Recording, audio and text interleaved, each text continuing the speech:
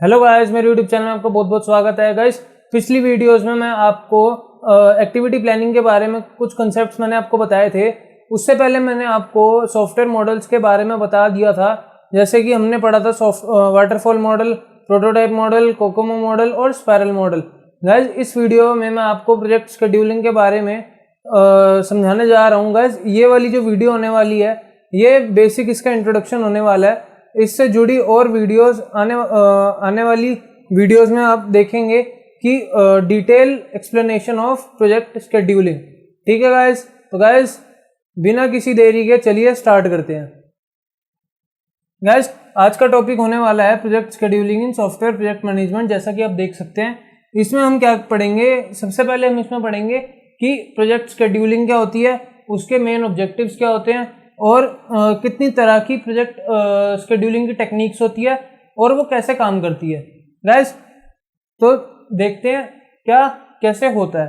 ठीक है, उसके बाद उससे पहले मैं आपको ये समझाना चाहता हूँ कि शेड्यूलिंग होती क्या है। गाइस, शेड्यूलिंग एक बहुत एफिशिएंट वे है किसी भी काम को करने का। अब फॉर एग्जांपल मान लो एक ऑटोमोबाइल इंडस्ट्री है। ठीक है, अब मान लो एक ऑटोमोबाइल इंडस्ट्री है, वो पहला काम करती है मान लो कलर करने का। ठीक है, जो गाड़ियों पे कलर होता है वो कलर करने का काम करती है।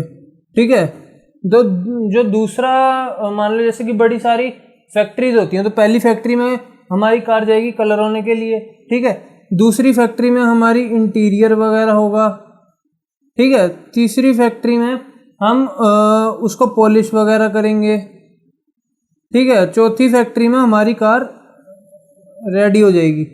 अज्यूम करो ऐसा होगा। ठीक है, तो इसमें क्या होगा, मान लो शेड्यूलिंग में क्या होता है, शेड्यूलिंग एक बहुत एफिशिएंट तरीका है, मैं आपको समझाता हूँ। अब मान लो पहली जो फैक्ट्री है, पहली फैक्ट्री में हमारी पहली कार गई कलर होने। ठीक है, अब जब कलर हो गई तो उसी फैक्ट्री में दूसरी कार जाएगी कलर होने। ठीक है, तो जितनी देर में दूसरी कार कलर होने जाती है उतनी देर में जो पहली कार है वो इंटीरियर उसका खत्म हो जाएगा। ठीक है, अब जब दूसरी कार का इंटीरियर खत्म हो गया तो वो पॉलिश पे जाएगी। ठीक है, इस तरीके से जो दूसरी कार है, ठीक है, वो इंटीरियर से पॉलिश में जाएगी। ठीक है, मतलब मान लो कि अगर पहली कार कलर होने आई, ठीक है, पहली कार कलर होने आई तो वो कलर हो चुकी है। ठीक है, कलर होने के बाद वो इंटीरियर पे जाएगी। अब जो दूसरी कार आई है वो कलर होने जाएगी। ठीक है, तो ऐसे करते करते एक टाइम पे बड़ी सारी कार्स रेडी हो जाएंगी। ठीक है, अगर हम इसको शेड्यूलिंग के थ्रू नहीं करते और हम करते सिर्फ कि हाँ जी पहली कार कलर होने जाएगी, उसके बाद वो इंटीरियर होने जाएगी, उसके बाद पॉलिश होने जाएगी, उसके बाद वो रेडी होगी, तो रेडी होने के बाद जो दूसरी कार है वो कलर होने जाएगी। तो इससे क्या होगा, इससे जो हमारे ये जो रिसोर्सेज हैं ये वाले, ये रिसोर्सेज फ्री हो जाएंगे। रिसोर्सेज फ्री हो जाएंगे का मतलब क्या है कि जो इनको हम एफिशिएंट तरीके से यूटिलाइज नहीं कर पाएंगे। ठीक है, तो एफिशिएंट यूटिलाइजेशन ऑफ रिसोर्सेज क्या कहता है, एफिशिएंट यूटिलाइजेशन ऑफ रिसोर्सेज ये कहता है कि एक टाइम पे आप एक रिसोर्सेज को इस्तेमाल तो कर रहे हो, लेकिन जब उसका काम हो जाता है तब भी जो रिसोर्सेज जिसको आपने इस्तेमाल किया है वो फ्री नहीं होना चाहिए। ठीक है, तो जैसा कि हमने देखा कि पहली कार कलर होने के बाद वो दूसरी कार पकड़ लेता है, या मान लो कोई भी रिसोर्सेज अपना जो भी ऑब्जेक्ट है वो छोड़ने के बाद दूसरा ऑब्जेक्ट पकड़ लेता है, फ्री नहीं बैठता, तो इस फिनोमिना को हम कहते हैं शेड्यूलिंग। ठीक है, तो गाइस आपको शेड्यूलिंग का बेसिक इंट्रोडक्शन समझ आ चुका है। अब देखते हैं प्रोजेक्ट शेड्यूलिंग क्या होती है। गाइस, प्रोजेक्ट शेड्यूलिंग भी बिल्कुल इसी तरह से होती है, जैसे मान लो मैंने आपको इस प्लेलिस्ट में बहुत सारे सॉफ्टवेयर मॉडल्स पढ़ाए थे। ठीक है, जैसे मान लो स्पाइरल मॉडल। स्पाइरल मॉडल में हमने देखा था कि पहले उसकी रिक्वायरमेंट और ऑब्जेक्टिव एनालाइज करते हैं। ठीक है, उसके बाद हम रिस्क देखते हैं, रिस्क एनालाइज करते हैं कि इसमें रिस्क कितना है। ठीक है, उसके बाद रिस्क एनालाइज करने के बाद हम उसका प्रोटोटाइप बनाते हैं। प्रोटोटाइप बनाने के बाद हम उसको फिर से एनालाइज करते हैं या रिव्यू करते हैं कि जो हमने बनाया वो ठीक बनाया या नहीं। तो ऐसे ही इसके फेजेस होते हैं। अब मान लो प्रोजेक्ट शेड्यूलिंग में क्या होगा, अगर हम वो वाला मॉडल एज्यूम करके चलें, तो हमने सारे एनालाइज और ऑब्जेक्टिव्स जो भी रिक्वायरमेंट्स थी वो कर ली, ठीक है। उसके बाद हम सेकंड फेज में जाएंगे जो कि हमारा है रिस्क एनालाइजेशन एंड रिडक्शन, ठीक है। तो जब तक हम रिस्क एनालाइजेशन एंड रिडक्शन कर रहे हैं तो साथ साथ ही हम देखेंगे कि इसकी जो भी रिक्वायरमेंट और ऑब्जेक्टिव्स हैं वो पूरी हो रही हैं या नहीं हो रही हैं, ठीक है। मतलब साथ साथ ही चलेगा, क्योंकि अब मान लो एक फेज आपने कंप्लीट कर लिया, एक फेज कंप्लीट कर लिया तो ये थोड़ी है कि अगला फेज या पूरा प्रोजेक्ट खत्म होने के बाद आप देखोगे कि नहीं यार वो रिसोर्स खाली पड़ा, उसको हम अटेन कर देते हैं कोई भी मान लो प्रोडक्ट या प्रोजेक्ट, ठीक है। तो ऐसा नहीं होता। तो प्रोजेक्ट शेड्यूलिंग क्या कहती है? प्रोजेक्ट शेड्यूलिंग कहती है कि हर एक रिसोर्सेज को एफिशिएंट तरीके से यूटिलाइज करना चाहिए, ठीक है, ड्यूरिंग प्रोजेक्ट मैनेजमेंट और ड्यूरिंग प्रोजेक्ट डेवलपमेंट, ठीक है। उसके बाद हम देखते हैं कि इसके मेन ऑब्जेक्टिव्स क्या हैं।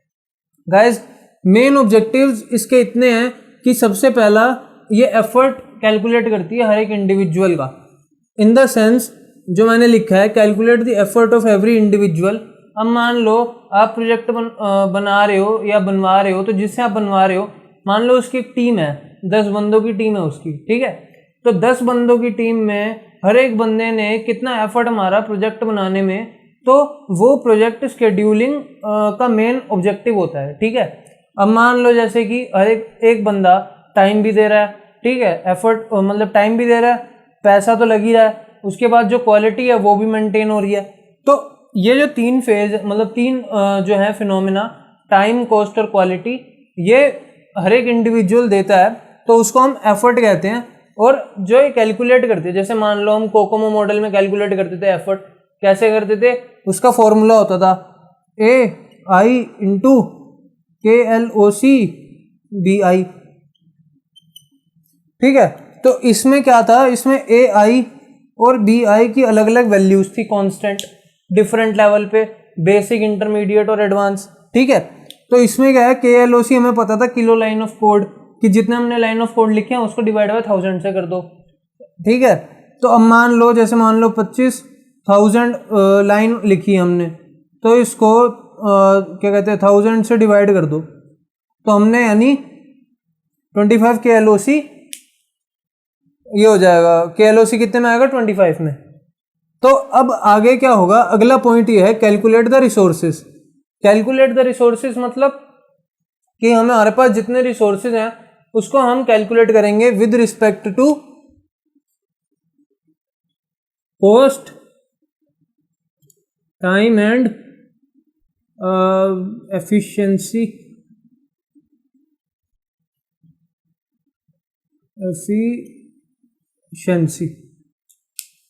मतलब हम हमारे पास जितने भी रिसोर्सेज हैं हम उसको कैलकुलेट करेंगे कॉस्ट में। कॉस्ट इन द सेंस उसमें हमारी कितनी कॉस्ट लग रही है। मान लो कोई भी मशीन खरीदते हैं हम, तो खरीदने में पैसा तो लगेगा, ठीक है, तो उसमें कितना पैसा लगा। दूसरा टाइम, कि वो टाइम कितना ले रही है काम करने में। तीसरा एफिशिएंसी, कि उसकी कितनी एफिशिएंसी है, मतलब एफिशिएंसी मतलब वो कितने टाइम पीरियड के अंदर ज़्यादा से ज़्यादा काम हमें करके दे सकती है, ठीक है। तो हमने रिसोर्सेज को भी कैलकुलेट कर लिया, किसके फॉलो में, कॉस्ट, टाइम और एफिशिएंसी, इन 3 के फॉलो में हमने रिसोर्सेज को कैलकुलेट कर लिया, ठीक है। मतलब कॉस्ट में अलग हो गए रिसोर्सेज, टाइम में अलग हो गए या एफिशिएंसी में अलग हो गए, मतलब हर एक का फिनोमिना अलग अलग होता है। वो आपको पता ही होगा कि मतलब कॉस्ट में क्या क्या लगेगा, टाइम में क्या क्या लगेगा, एफिशिएंसी किस किस की बढ़िया हो सकती है। अगला पॉइंट है make list of activities and check their dependency. तो अगला पॉइंट ये कहता है कि जो जितने भी आपकी एक्टिविटीज की रिक्वायरमेंट है उसकी एक लिस्ट बना दो और उसका देखो कि वो किस किस पे डिपेंड है, ठीक है। अब मान लो जैसे कि आपको रिक्वायरमेंट है डेटाबेस एडमिनिस्ट्रेटर की, ठीक है।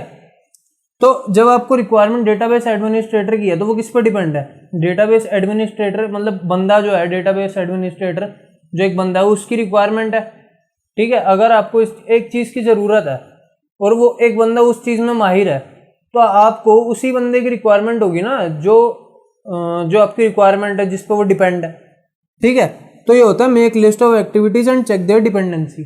अब मान लो किसी को फुल स्टैक डेवलपर की रिक्वायरमेंट है तो वो तो फुल स्टैक डेवलपर ही ढूंढेगा ना, ठीक है। तो ये मेन ऑब्जेक्टिव्स होते हैं प्रोजेक्ट शेड्यूलिंग के, सॉफ्टवेयर प्रोजेक्ट मैनेजमेंट में। अब देखते हैं कि इसकी कितनी तरह की टेक्निक्स होती हैं। गाइस इसकी दो तरीके की मेन टेक्निक्स होती हैं, एक CPM और एक PERT, ठीक है। CPM क्या करती है? CPM की पहली बात तो फुल फॉर्म होती है क्रिटिकल पाथ मेथड, और PERT की फुल फॉर्म क्या होती है? प्रोग्राम इवैल्यूएशन रिव्यू टेक्निक, ठीक है। तो CPM क्रिटिकल पाथ मेथड क्या होता है? ये क्या करता है?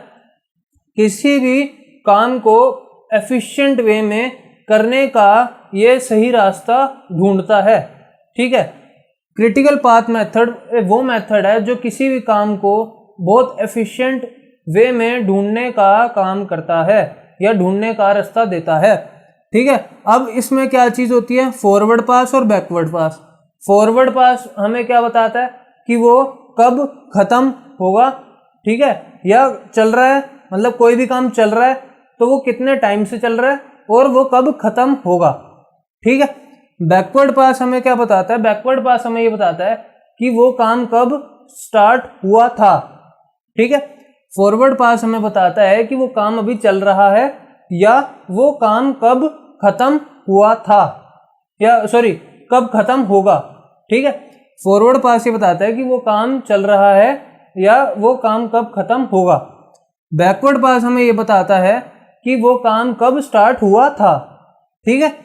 अब बेसिक आपको इंट्रोडक्शन बस इसका इतना ही पता होना चाहिए, बाकी आगे CPM के ऊपर बड़ी सारे न्यूमेरिकल्स हैं, वो मैं आपको अभी आने वाली वीडियोस में दिखाऊंगा करके। अगला आता है PERT यानी program evaluation review techniques. Program evaluation review techniques क्या बताती है?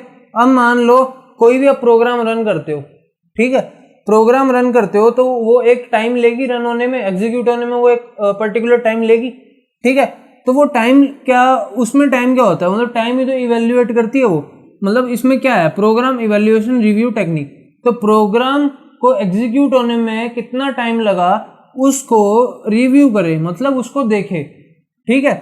मतलब आपने एक प्रोग्राम रन किया, मान लो उसको एग्जीक्यूट होने में मान लो 10 मिली सेकेंड्स लगे, ठीक है।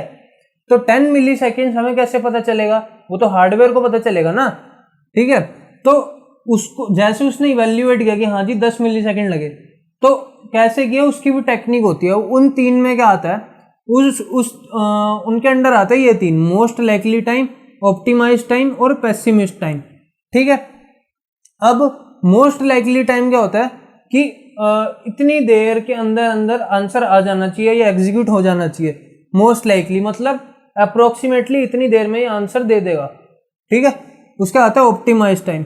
ऑप्टिमाइज टाइम मतलब सबसे जल्दी आंसर जो निकला वो ऑप्टिमाइज टाइम होता है। मतलब ऑप्टिमाइज इन द सेंस बहुत ही जल्दी और एफिशिएंट तरीके से जो आंसर निकला और उसका जो टाइम है वो आता है ऑप्टिमाइज टाइम, ठीक है। और पेसिमिस्ट टाइम क्या होता है?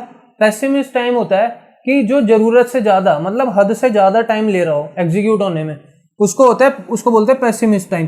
पेसिमिस्ट टाइम इन दोनों से बड़ा होता है, ये इससे बड़ा होता है और ये सबसे छोटा होता है, ठीक है। मोस्ट लाइकली टाइम M से डिनोट करते हैं, ऑप्टिमाइज टाइम B से डिनोट करते हैं, पेसिमिस्ट टाइम हम लैम्डा से डिनोट करते हैं, ठीक है। तो सबसे बड़ा जो सबसे ज़्यादा टाइम लेता है वो सबसे ज़्यादा ये टाइम लेता है, ठीक है। उसके बाद उससे कम ये टाइम लेता है और सबसे कम ये टाइम लेता है, ठीक है।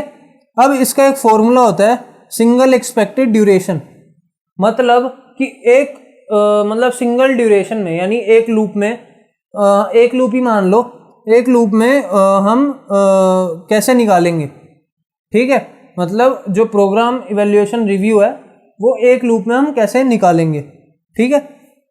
तो उसका क्या होगा, ये हम डिनोट करते हैं T और E, TE से, ठीक है। तो ये होता है lambda by 4m plus B by 6। Lambda जो मैंने बताया था पेसिमिस्ट टाइम बाय 4m यानी most likely time plus B optimize time upon 6।